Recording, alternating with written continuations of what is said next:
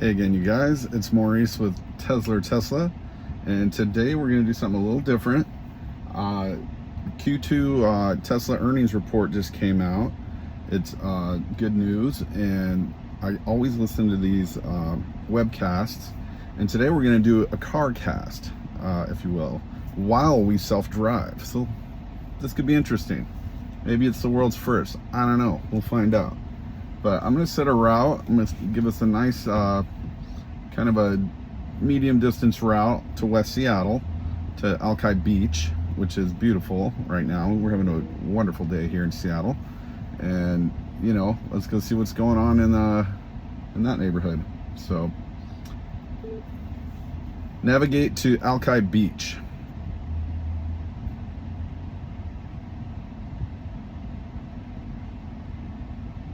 Okay, so it's calculating a route of 12 miles, roughly 22 minutes. So I think if we do half of, I think the webcast of the earnings report and the kind of question and answer portion of it, I think it goes about an hour from what I saw. It just came out less than an hour ago, so this could be a way for you to listen to it. And let's just go for it. So I'm gonna start the webcast now.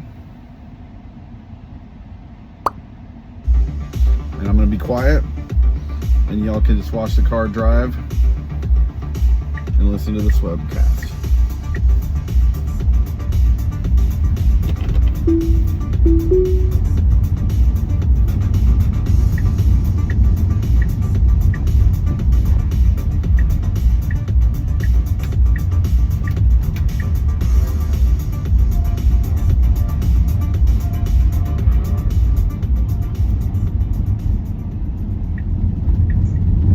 Good afternoon, everyone, and welcome to Tesla's second quarter 2023 Q&A webcast. My name is Martin Vieca, VP of Investor Relations, and I'm joined today by Elon Musk, Zachary Kirkhorn, and a number of other executives. Our Q2 results were announced at about 3 p.m. Central Time in the update deck we publish at the same link as this webcast. During this call, we will discuss our business outlook and make forward-looking statements. These comments are based on our predictions and expectations as of today. Actual events or results could differ materially due to a number of risks and uncertainties, including those mentioned in our most recent filings with the SEC. During the question and answer portion of today's call, please limit yourself to one question and one follow-up. Please use the raise hand button to join the question queue. But before we jump into the Q&A, Elon has some opening remarks. Elon? Thank you, Martin. So just a Q2 recap. In Q2, we achieved record vehicle production and deliveries and record revenue of about $25 billion in a single quarter. And Model Y became the best-selling vehicle of any kind globally in Q1, surpassing the likes of Corolla and Golf. So it was the number one vehicle of any kind, including vehicles that are sell at a far lower price. This is, I think, an incredible achievement by the Tesla team, and just a huge thank you to our customers for their support. This came in spite of high interest rates and a lot of macro uncertainty, and nonetheless, we managed to achieve operating margin of about 10%. We continue to target 1.8 million vehicle deliveries this year, although we expect that Q3 production will be a little bit down because we've got summer shutdowns for a lot of factory upgrades. Just probably a slight decrease in production in Q3 for sort of global factory upgrades. In the long term, autonomy we think is going to just drive volume through the ceiling next level, and our sort of future robotaxi products, dedicated robotaxi products, we think have quasi-infinite demand.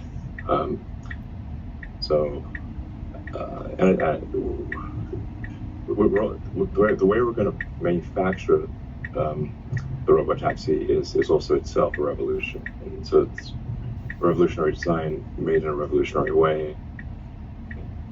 It'll be by far the highest units per hour of any vehicle production ever.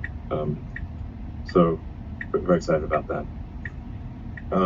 With respect to Autopilot and Dojo, In order to build autonomy, we also need to train our neural net with data from millions of vehicles. With the more, this has been proven over and over again, the more training data you have, the better the results. There are times where we see basically in a neural net, basically it's sort of at 1 million training examples, it barely works. At 2 million, it slightly works. At 3 million, it's like, wow, okay, we're seeing something. But then you get like 10 million training examples. It's like, it becomes incredible. There's just no substitute for a massive amount of data. And obviously Tesla has more vehicles on the road that are collecting this data than all of the companies combined by, I think, maybe even an order of magnitude. So I think we might have 90% of all, or a very big number. The success in AI endeavors is a function of talent, sort of unique data, and computing resources. And we have outstanding capabilities in all three arenas. And I really just don't know how anyone could do what we're doing, even if they had our software and had our computer, if they did not have the training data. So, speaking of which, our Dojo training computer is designed to significantly reduce the cost of neural net training. It is designed to, it's somewhat optimized for the kind of training that we need, which is video training. We just see the need for neural net training, again, talking of quasi and things, is just enormous. I think we expect to use both NVIDIA and Dojo, to be clear. But we just see a demand for really vast training resources. We think we may reach in-house neural net training capability of 100 exaflops by the end of next year. So, to date, over 300 million miles have been driven using FSD beta. That 300 million mile number is going to seem very small very quickly. It'll soon be billions of miles, then tens of billions of miles. That FSD will go from being as good as a human to them being vastly better than a human. We see a clear path to full self-driving being 10 times safer than the average human driver. So, and between autopilot, our Dojo computer, our inference hardware in the car, which we call sort of hardware 3, 4, but it's really dedicated. It's a high efficiency inference computer that's in the car, and our Optimus robot. Tesla is clearly at the cutting edge of AI development. With regard to our Cybertruck, we continue to build release candidates of the Cybertruck on our final production line in Austin. I'm actually here in Austin at the Gigafactory. This is the first truck that we're aware of that will have 4 doors over a 6-foot bed and will fit into a 20-foot garage.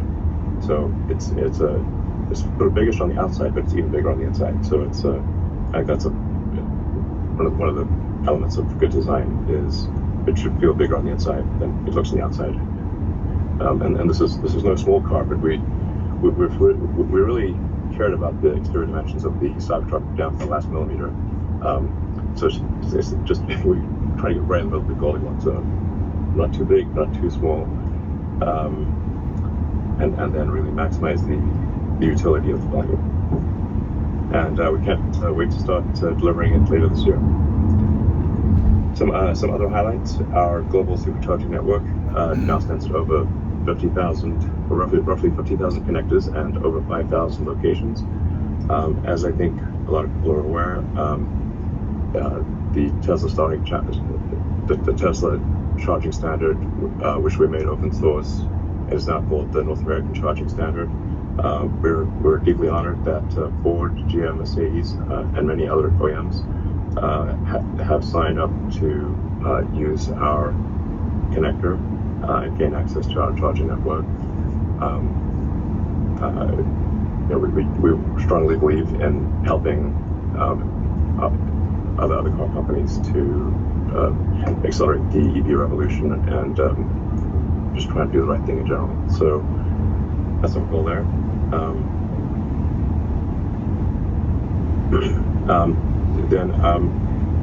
Something I think I want to emphasize very, very strongly, this is a very important point, is that Tesla, just as with the North American charging standard, although we're not licensing, in that case, we're not licensing, we're just making it available.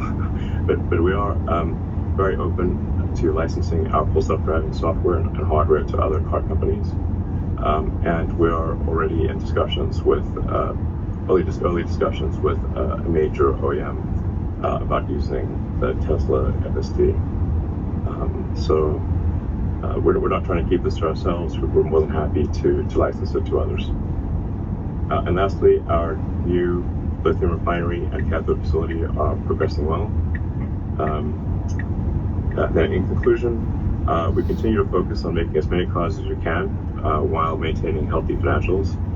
Our artificial intelligence development is obviously entering a new era, and we're incredibly excited about what's to come.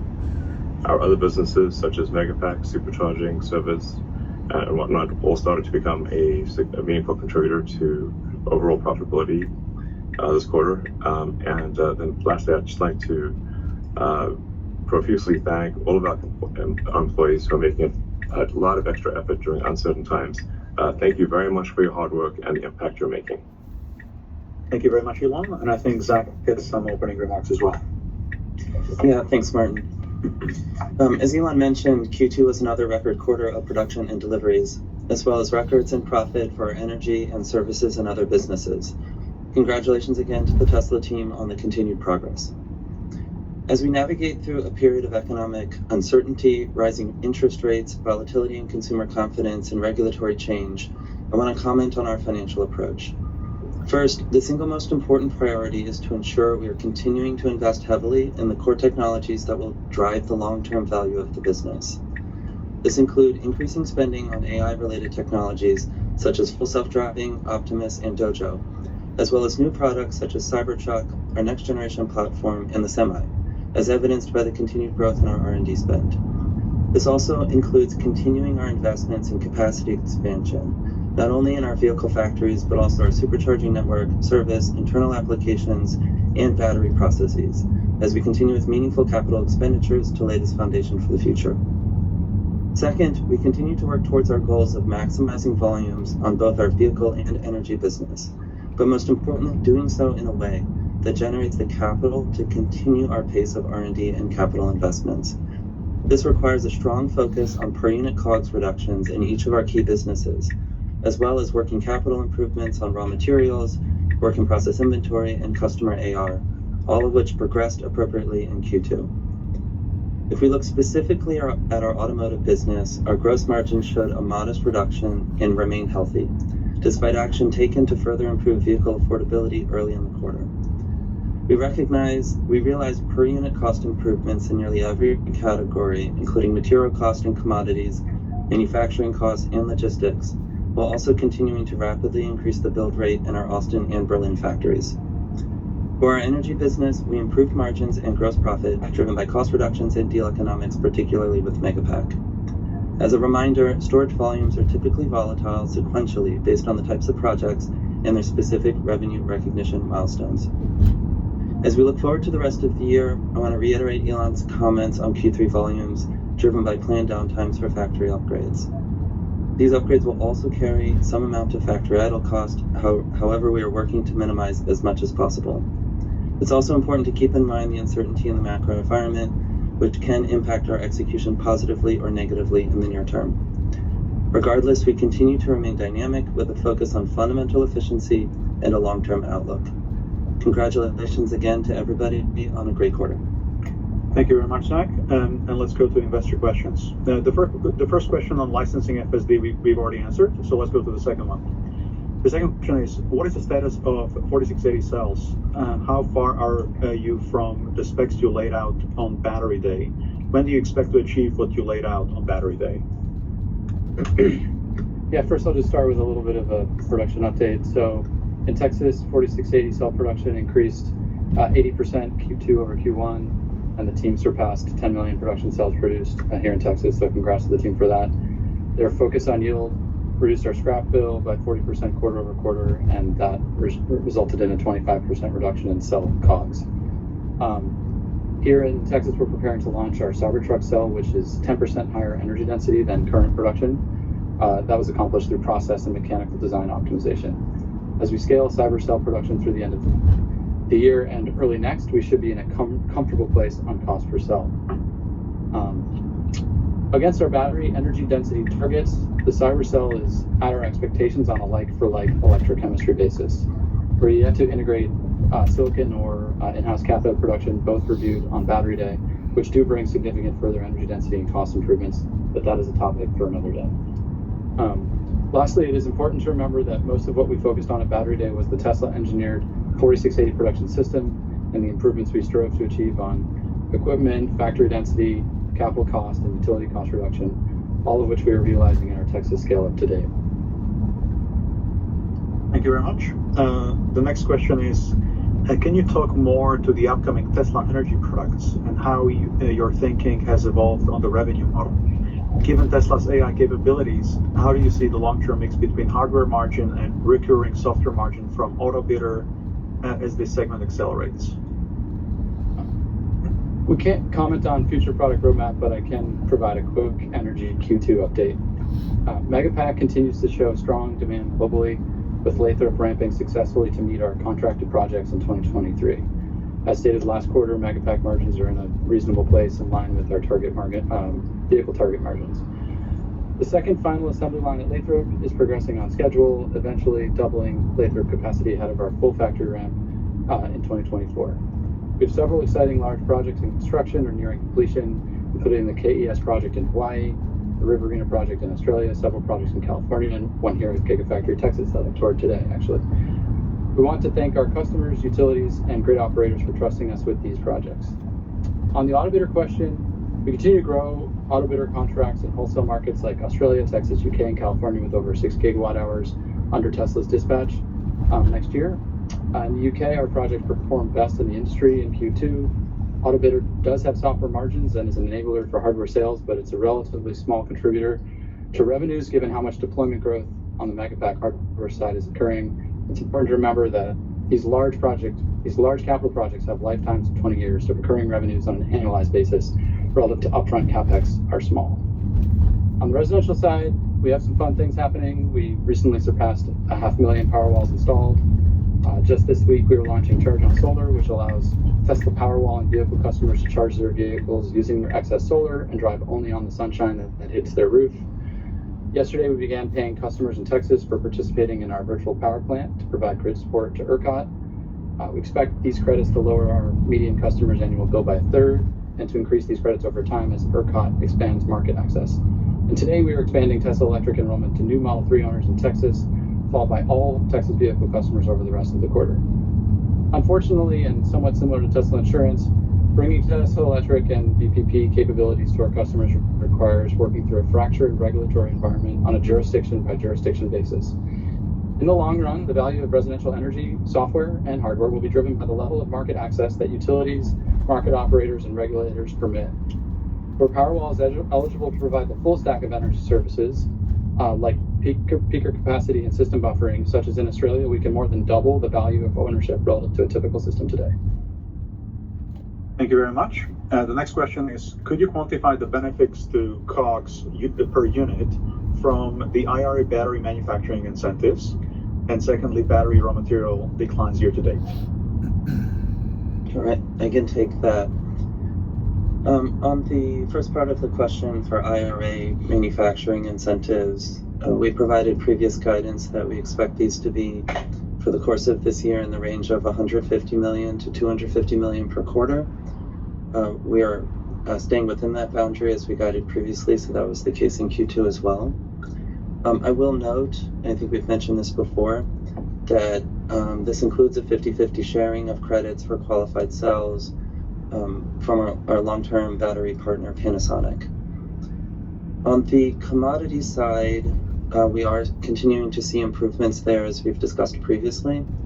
Lithium is the most notable improvement so far. I think I commented on this on the last call, because typically we see this coming about a quarter before it actually is realized in our financials.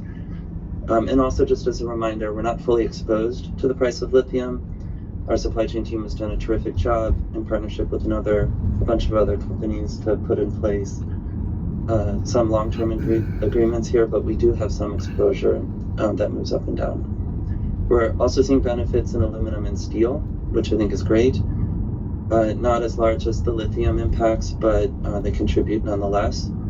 So if we add up the total impact of this in Q2 relative to prior quarter, it's about the same size and magnitude as the IRA benefits that we also received.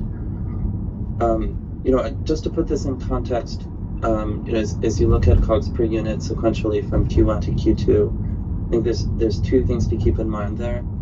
The first is that our SX mix for deliveries increased quite a bit from Q1 to Q2. So as you think about fundamental cost reductions, it's important to adjust for that.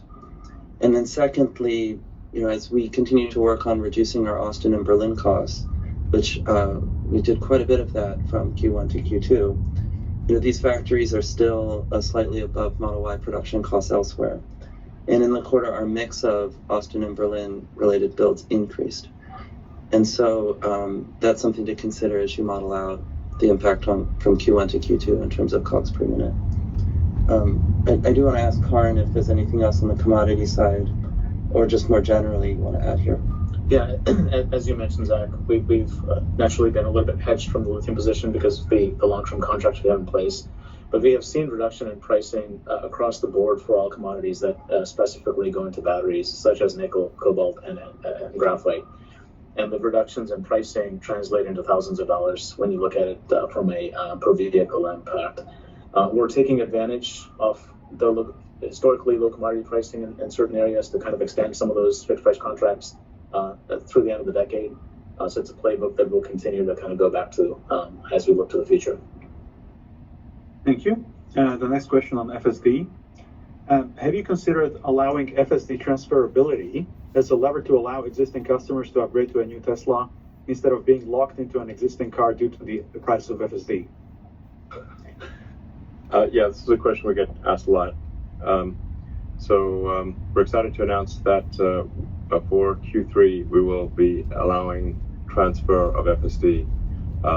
This is a one-time amnesty.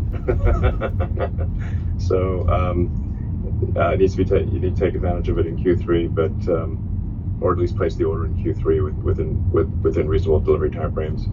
I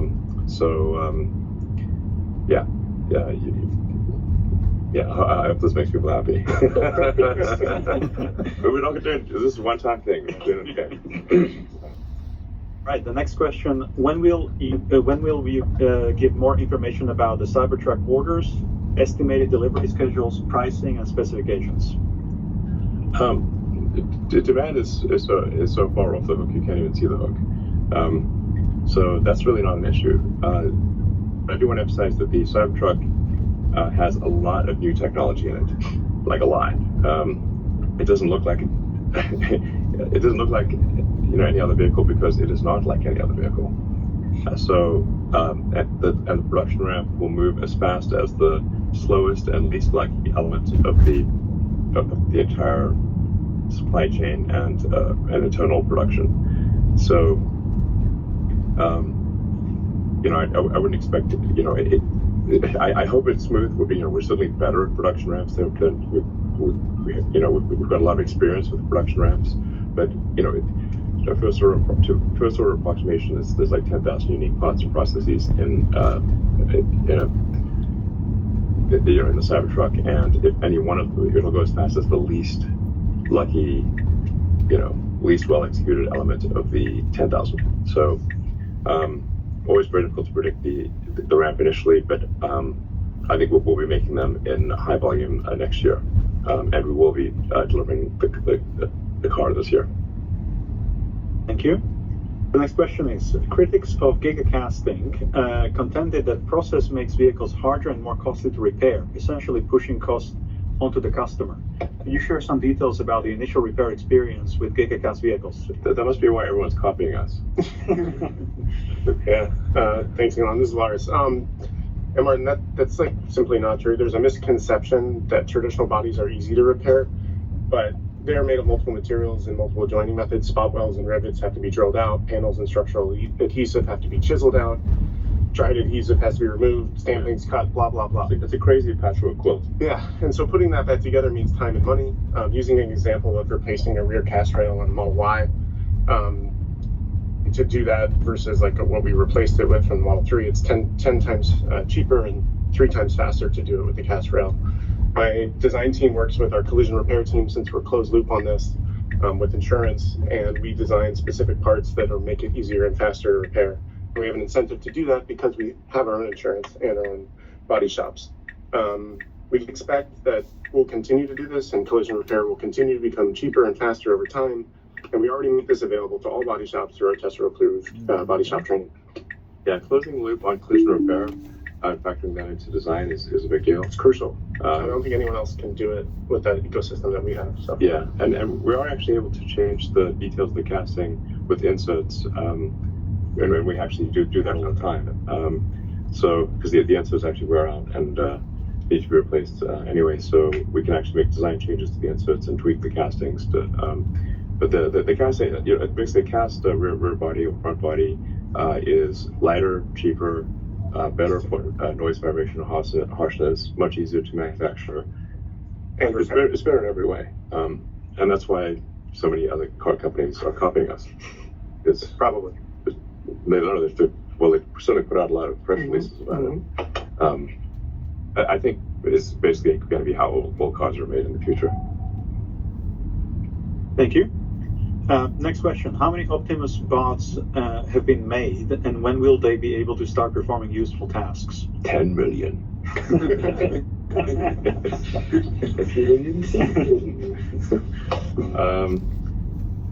Yeah, I think we're around 5 or 6 bots. Like,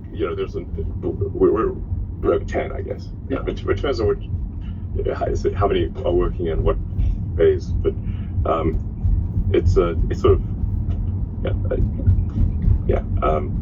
There's more every month. The interesting thing, there's a lot of interesting things about the Optimus bot. We found that there are actually no suppliers that can produce the actuators. There are no off-the-shelf actuators that work well for a humanoid robot at any price. Certainly not compelling humanoid robot. Yes, not a humanoid robot that can do stuff that the things that a human could do. So we've actually had to design our own actuators that integrate the motor, the power electronics, the controller, the sensors, and really every one of them is custom design. And then of course we'll be using the same inference hardware as the car. But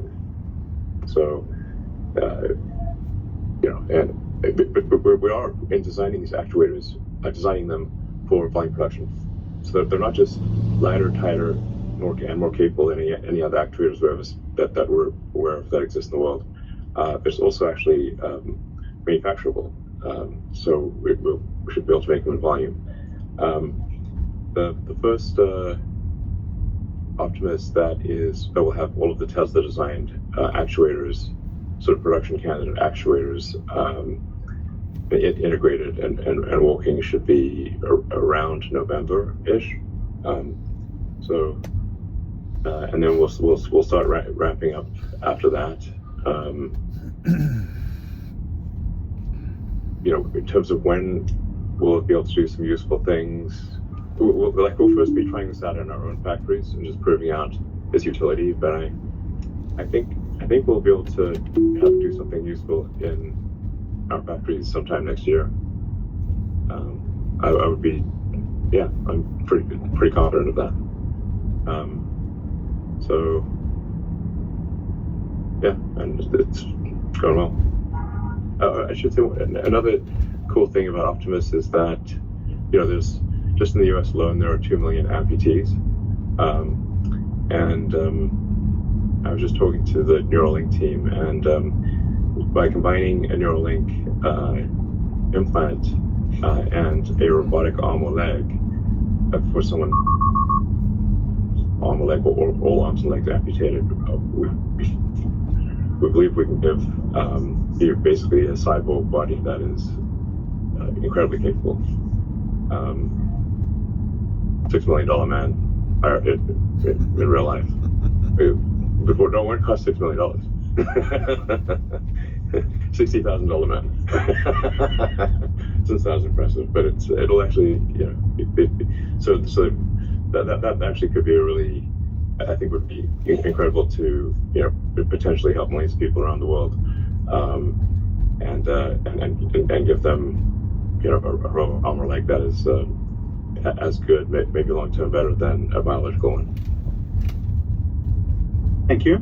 The next question is, how has the order intake trended relatively to production levels during Q2, and how is it trended in the quarter-to-date period? Conceptually, how does Tesla decide when is it appropriate to reduce prices or add other sales incentives to increase demand?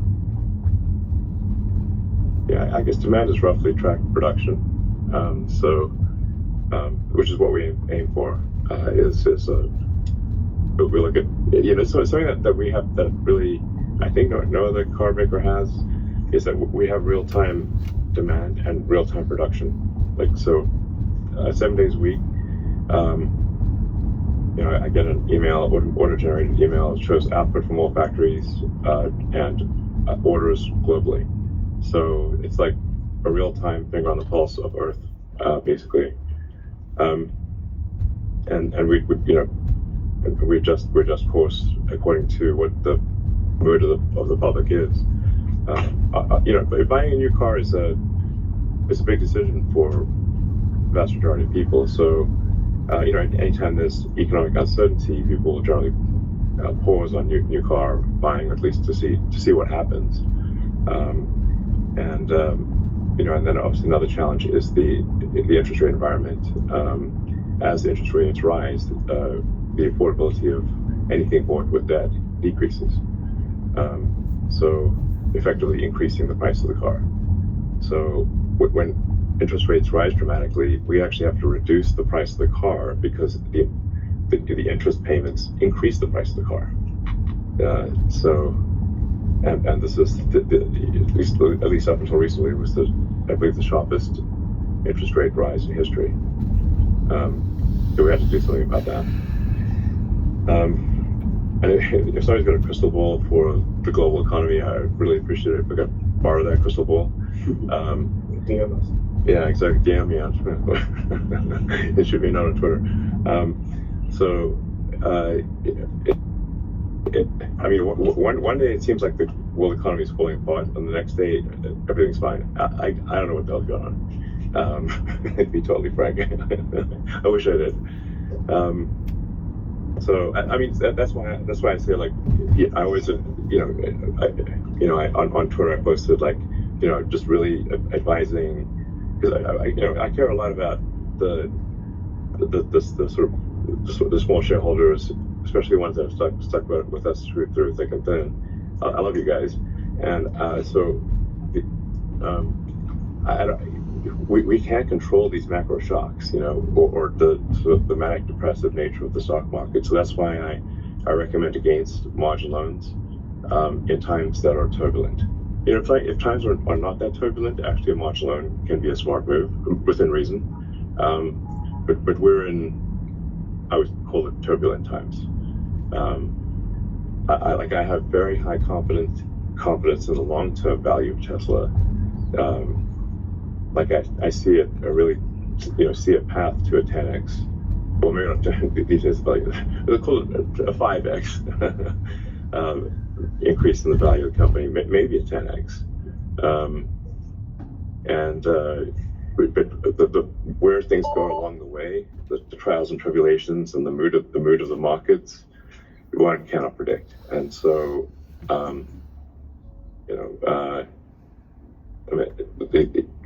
the old adage of buy and hold is right. For investment advice, I say, like, identify a company whose products you love. See if they, does it seem like they'll continue to make good products or great products? Buy that stock and hold it. That's it. You will win. The reason companies exist is to make goods and services, ideally great goods and services. They don't exist for any other reason. They shouldn't. So that's why you should buy stock of a company that makes great products and has a great future pipeline. It's common sense, actually.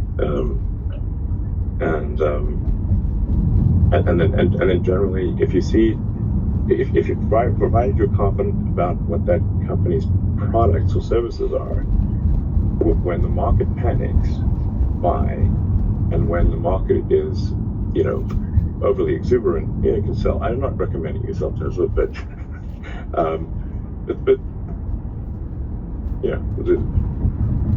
buy low, sell high.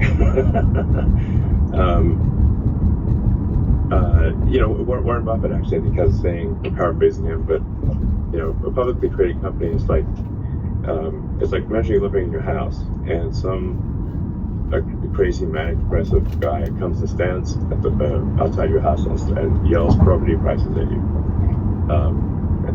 So it's a different price every day. But the house is still the same house. So this is a stock market.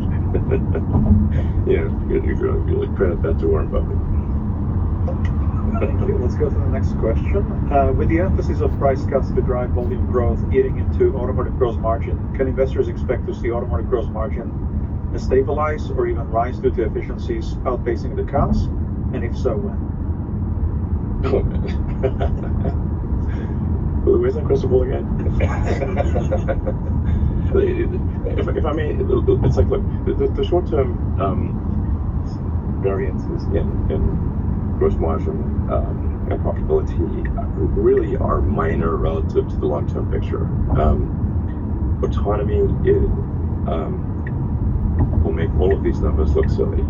I'd recommend looking at ARK Invest. I think their analysis is very good. It's the best I think, and generally, FinTwit or like the finance, the smart finance people on Twitter, follow their accounts. They're great.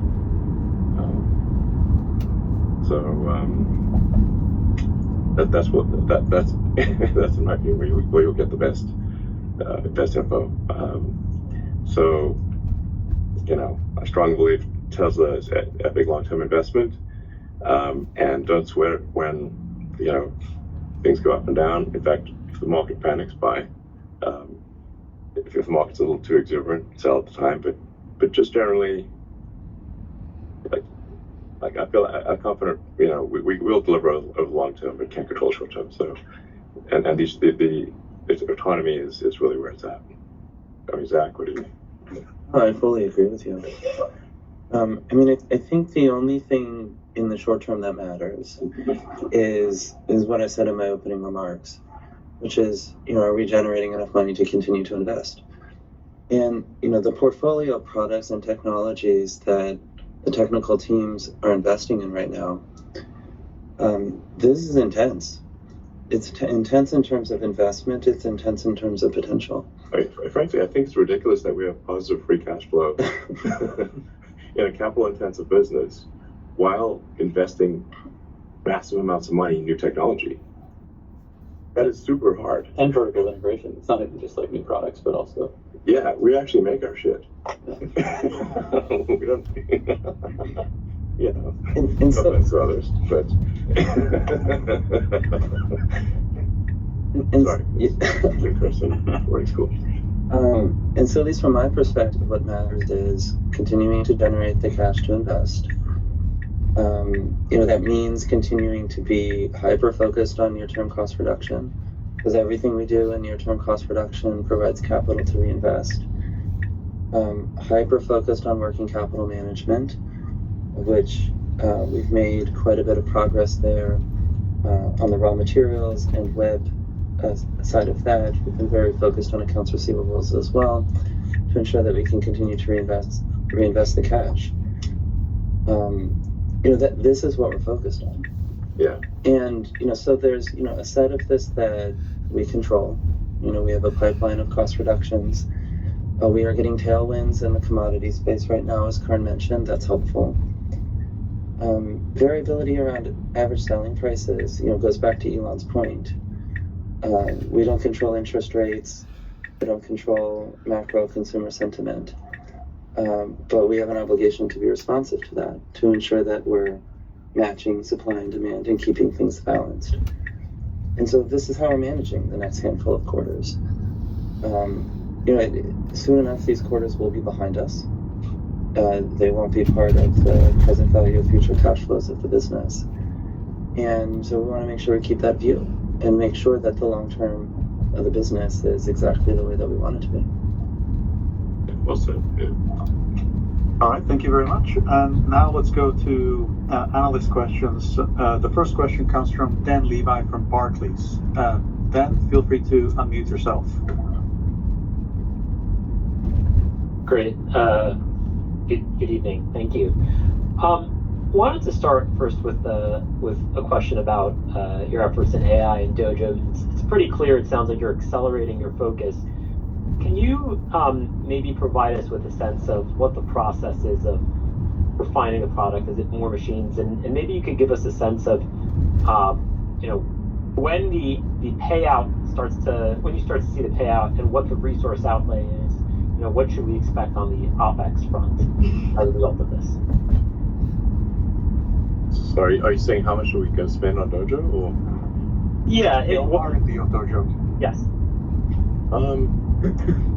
Well, we're not going to be open loop on our Dojo expenditures, so, but I mean, I think we will be spending, really north of $1 billion for the next year on through the end of next year. It's well over $1 billion in Dojo.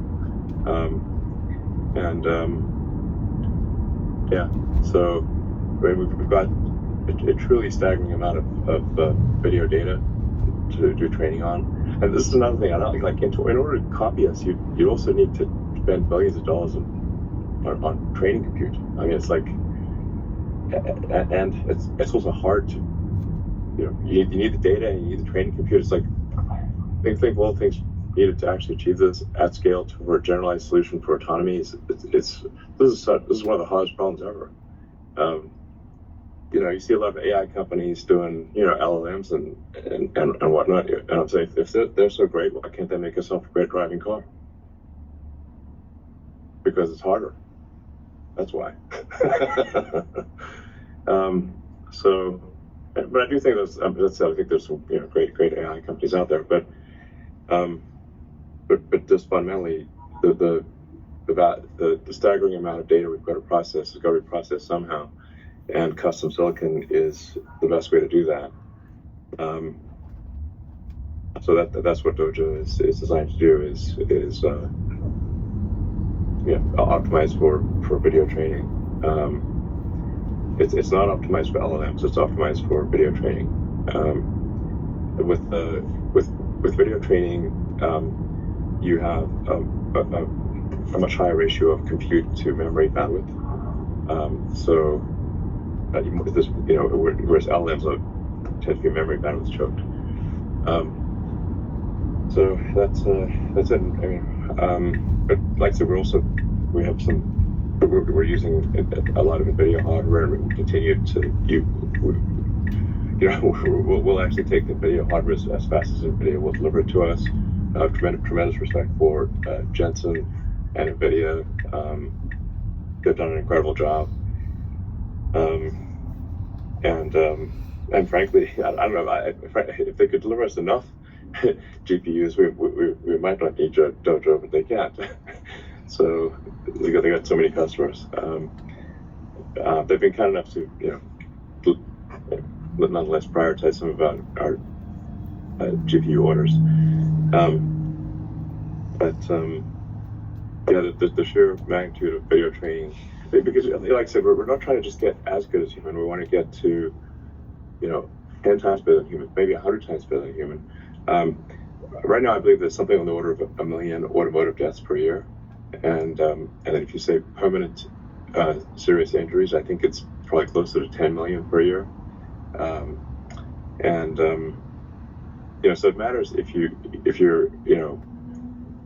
twice as good as human, 10 times, like 10 times better than human would still mean 100,000 deaths, and 1 million severe permanent injuries. So it's like, okay, well, we'd rather be 100 times better. So there's really, it's a march of nines, and we want to achieve as perfect safety as possible. It's vast, truly mind-boggling amounts of video and computer needed for that. So, and then I do think there's other applications for Dojo, but we just desperately need it for video training. Great. Just to add to what Elon mentioned, so the numbers that he mentioned are between R&D spend and capital spend, and this is moving quickly, and so when we provide a 3-year outlook on our capital expense, we are considering these expenses in that outlook, and as that moves up and down, we'll continue to update our guidance in the Q. Yeah, I want to say the fundamental rate limiter on the progress of full self-driving is training. But that's if we had more training compute, we would get it done faster. That's it. And it's just difficult to predict how quickly we can execute on it. Great, thank you. Just as a follow-up, I recognize there's some incredible macro uncertainty right now, but you're sticking with your near-term, your volume target of 50% CAGR. As we just think about sort of in the year ahead, Cybertruck is going to be some contribution.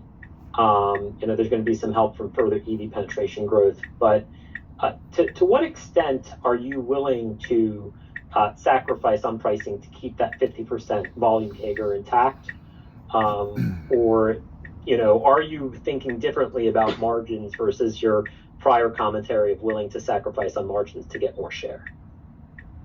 It's not about getting more share. It's just that you can think of every car that we sell or produce that has a full autonomy capability as actually something that in the future may be worth as much as 5 times what it is today. Because average passenger vehicle is doing like maybe 10 hours of driving a week. If let's say it's 1.5 hours a day on average, that's 10 hours a week, ish. If you've got an autonomous, if that vehicle is able to operate autonomously and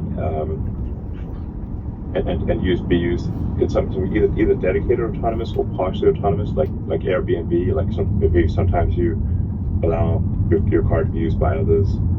Sometimes you want to use it exclusively, just like Airbnb, doing Airbnb with a room in your house. The value is just tremendous. So I think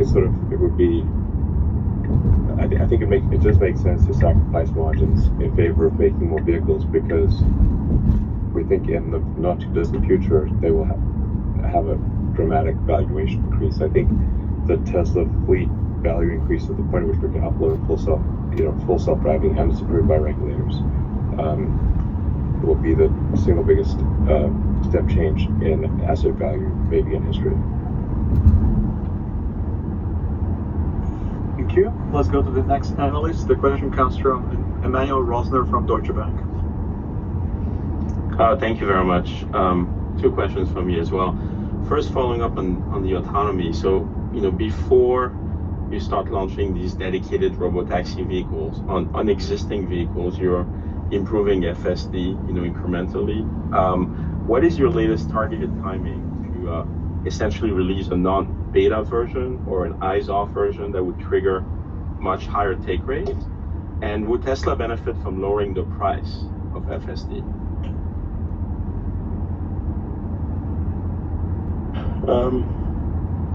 Well, honestly, I've as people have sort of made fun of me, and perhaps quite fairly made fun of me, my predictions about achieving full self-driving have been optimistic in the past. The reason they've been optimistic is what it tends to look like is we'll make rapid progress with the new version of FSD, but then it will curve over logarithmically. So at first, a logarithmic curve looks like just sort of fairly straight upward line, diagonal up. And so if you extrapolate that, then you have a great thing. But then, because it's actually logarithmic, it curves over, and then there've been a series of stacked logarithmic curves. Now, I know I'm the boy who cried FSD, but I think we'll be better than human by the end of this year. That's not to say we're approved by regulators, and I'm saying that would be in the U.S. because we got to focus on one market first. But I think we'll be better than human by the end of this year. I've been wrong in the past. I may be wrong this time. And the price of FSD. So the weird thing is the price of FSD is actually very low. It's not high. When you go back to what I was saying earlier, the value of the car increases dramatically if it is actually autonomous. $15,000 is actually a low price, not a high price. Now we will offer, I think we do sort of offer FSD as a sort of monthly subscription, although most people don't know that. So I'd recommend maybe trying it out as a monthly subscription, so you don't have to go with the $15,000 thing. But I think, obviously if the car is worth several times its original price, then $15,000 is actually a low price for FSD. Thank you. And the next question comes from William Stein from Truist. William, go ahead and unmute. Great. Thank you very much for taking my question. I'd like to ask about, to stick on this AI topic. We've read, with great interest the developments in Dojo today, and you've spoken about FSD. But you've also, Elon, you've started this X.AI company, and for investors that think that there might be quite a bit of value in the AI features and products of Tesla, it might be concerning to see you, pursuing another endeavor where AI is the focus. So can you talk about how X.AI might overlap, might perhaps compete with Tesla, or in other ways, perhaps it enhances the value of what Tesla does? Thanks very much. Yeah, I think it will actually enhance the value of Tesla. There really were just some of the world's best AI engineers and scientists that were willing to join a startup, but they were not willing to join a large, sort of relatively established company like Tesla. So I was like, that's actually how it got started. I was interviewing a few people, and they're like, no, we want to do a startup. I was like, and that's all. I couldn't convince them to join Tesla. So I was like, okay, well, better it's a startup that I run than they go work somewhere else. That's kind of the genesis of XAI. And XAI is focused on sort of AGI. So it's but I'd like to say I think there will be some value that XAI brings to Tesla. But also some of the best, for the very best people in the world, they really just want to work on interesting problems. So if you take, say, our material science group, really what convinced Charlie Koerman to leave Apple, where he was very happy and well compensated, and both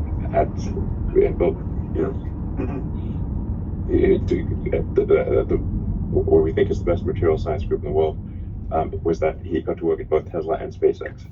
He wasn't willing to leave Apple if it was just Tesla, but he was willing to do it if it was Tesla and SpaceX. So sometimes you get the best talent in the world. That's the kind of thing you need to do, and that actually has been very beneficial to Tesla. So.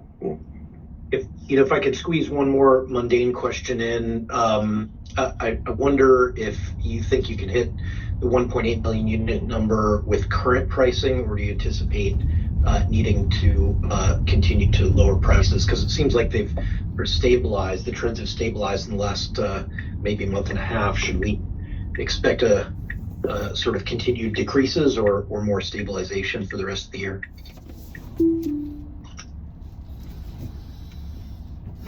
Sure. We have really sort of restarted the referral program, which I think will be quite effective. As Zach was saying earlier, we don't control the macroeconomic conditions. So if interest rates continue to rise, that reduces the affordability of cars. And for a lot of people, they're really trying to balance, they're just barely breaking even every month. In fact, if you look at the rise in credit card debt, they're in fact not breaking even every month. Credit card debt is looking kind of scary. So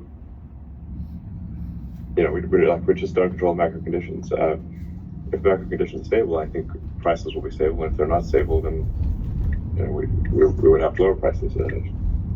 Yeah. Thank you. Let's go to Colin Rush from Oppenheimer. Thanks so much, guys. As you're building out Dojo and implementing what surely is going to be a highly complex set of software, can you speak to the maturity of the operating system and how much outsourced software you're expecting to use in that system? This is a custom software stack, so but it is designed such that you can run at a high level PyTorch and JAX. But then we have to customize it to actually run on a custom silicon. So the software stack is a combination of open source software and then Tesla software all the way to the bare silicon, which is the case for the inference computer in the car.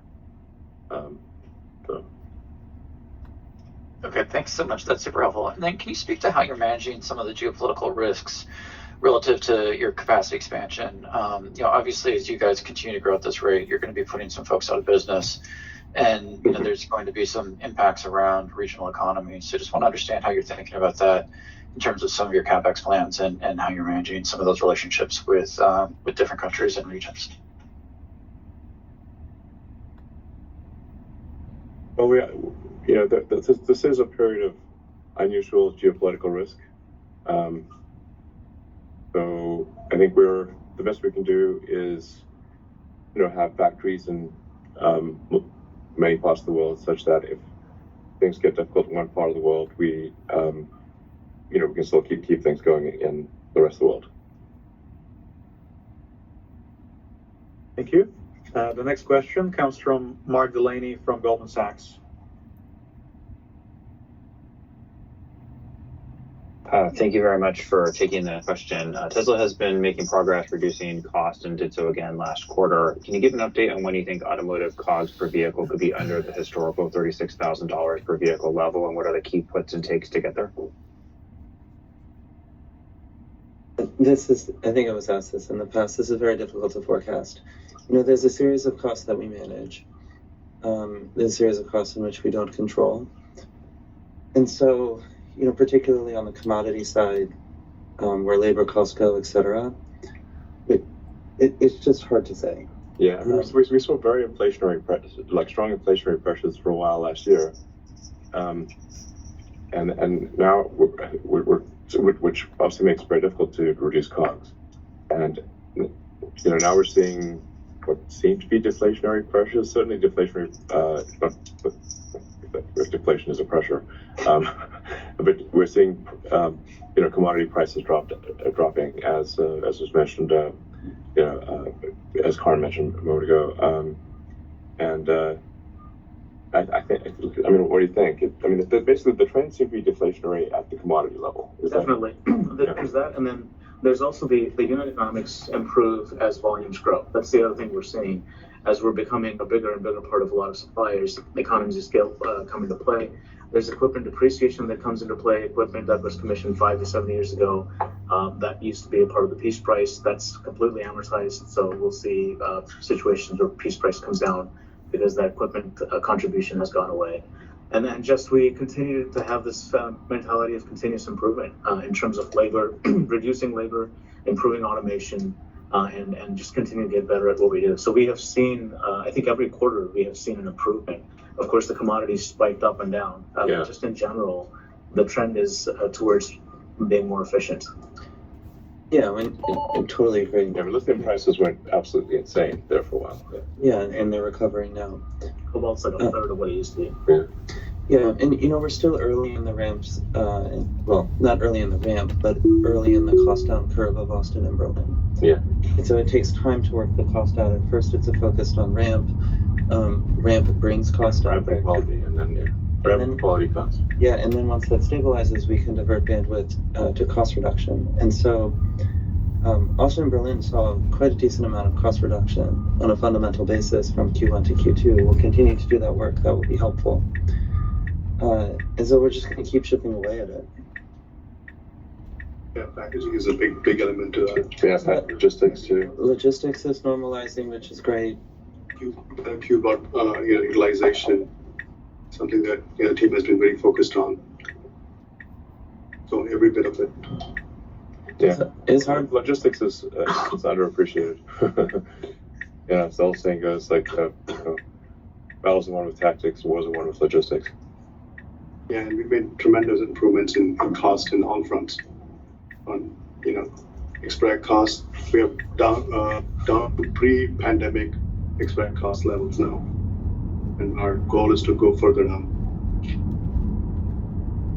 So when we look at our progress from Q1 to Q2 on cost, the way that we look at internally, normalized for the impacts of mix shift with Austin and Berlin being a higher percentage of our mix, normalized for SNX being a higher percentage of our mix in Q2 versus Q1, the sequential cost reduction, it might be the largest we've had in a while.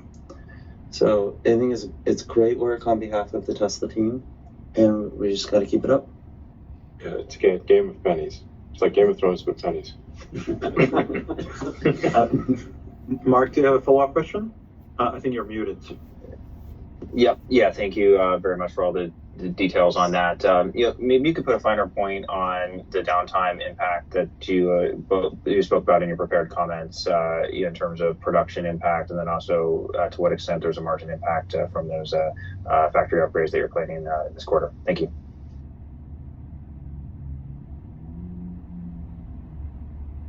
Yeah, the downtime, we don't know exactly the number of cars impacted because, kind of the way that we go into downtime windows for upgrades is, we set aside a period of time, but then the team is challenged to go as quickly as possible so that we can get the factories up and running again and minimize that. So it's not profound reduction, hopefully it's quite small. I think we're getting too much into the weeds here. I mean, we're asking for a level of precision that is not possible to answer. So let's move on. Yeah. I think this is unfortunately all the time we have for today. Okay. So we'll speak to you all in the next 3 months. Thank you very much. Thank you.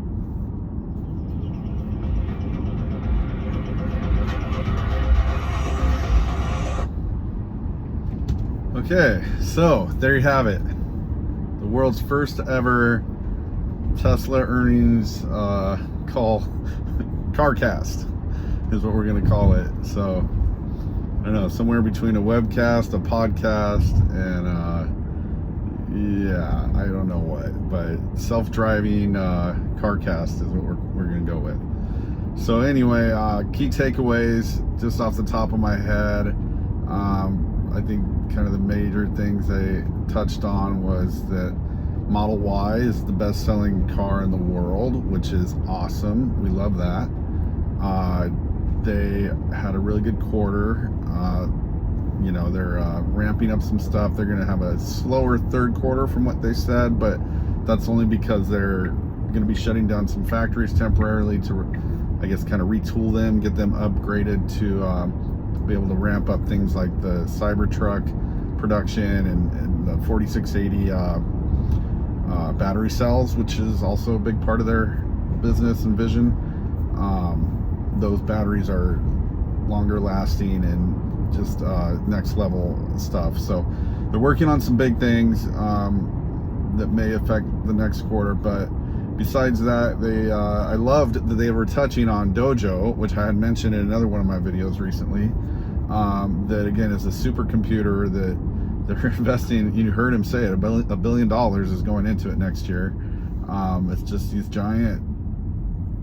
It's just a supercomputer is going to train the full self-driving kind of neural nets with video data, again, that comes from my vehicle, your vehicle, if you own a Tesla with FSD, or any Tesla, I believe is how that works, and update all the things that it needs to be updated on. Because I will also note that in this drive you saw quite a few weird little moments, and I will make sure to tag those when I go back and do the editing so that we can kind of laugh about them or see what went wrong. But it was like I would say there was at least 5 moments where there were people on my tail, like tailgating me, so I had to hit the accelerator to just keep moving because the car was being far too timid and hesitant. Also, there was a couple reroutes that were peculiar, and I just don't get it. It missed some turns. It kind of, you know, they're not regular routes, so I'm going to give it a break. Once again, I'll keep reiterating, you know, the software's still in development. This is beta for a reason. It means, you know, the software is not complete. We're testing it. We're trying to get it there, but it has work and more to go. But work to do and more to go. So anyway, yeah, Dojo was mentioned. You know, they were talking about investors, you know, take some profits, I guess, is their thing sometimes when it's good, which I have done in the past, but generally I'm trying to remain long. So I tell most people who I recommend, and again, this is just advice, it's not financial advice, it's just my opinion. I think Tesla's a great company. If you were to invest in them, you're probably going to reap some reward, because I can tell you I've been very happy with my returns. And essentially I already cashed out my initial what I would call investment, and now I'm just playing with free money, if you will, kind of like when you go to the casino and you make a big jackpot, or, you know, hit a slot machine for a bunch of money, and then the rest of the weekend or the night you're just playing on house money, as they say. So that's kind of my investment strategy with Tesla. I'm playing with house money at this point, and I could cash out, but I also look at it as a long-term investment for retirement. I'm not a young guy anymore. I have you know, I'm getting almost to my 50s here. A couple more years, I'll be 50. And, you know, as Gen Xers, we didn't do too well on the, okay, hold on, we got a situation. Okay, Tezler did good here. FSD, let that car in, just to break my thought process there. I'm still narrating. But yeah, so, Gen Xers, we need to think about our future if you're hearing this. And one company, I think you know their name by now, is one, you know, solid bet in my opinion. Again, just my opinion. So something to think about. Anyway, we're heading back to my house. We were gonna go back to my office, but you know, the car cast continued, so I decided to keep rolling camera, if you will, on FSD's driving and doing some more testing as we listened to that, which was fun. Hope you liked it. And now we're just gonna head back. I think I'll go make some dinner, get to editing this, and we'll see you in the next one. So everyone take care, be well. This is Maurice with Tezler Tesla telling you to go out there, kick butt, take names, boom.